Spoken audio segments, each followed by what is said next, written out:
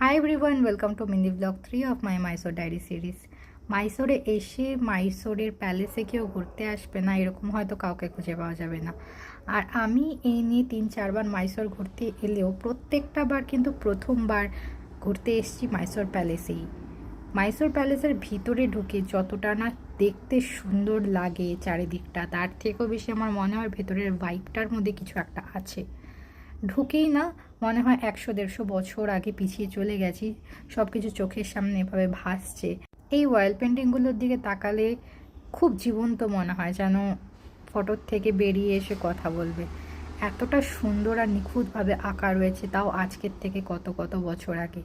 আর এইখানে এই যে জুয়েলারি বক্সগুলো রয়েছে, কিছু কিছু রূপোর, কিছু কিছু কাঠের তৈরি।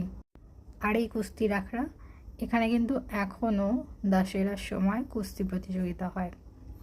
আর এই দরবার হলে বসেই রাজা তার মন্ত্রী আর বাকি কর্মকর্তাদের নিয়ে কতই না গুরুত্বপূর্ণ মিটিং করত। তো এভাবেই আমার এবারে মাইসোর প্যালেস পরিক্রমা শেষ হলো। বাকি কি করছি আগে দেখাচ্ছি ব্লগে। বাই।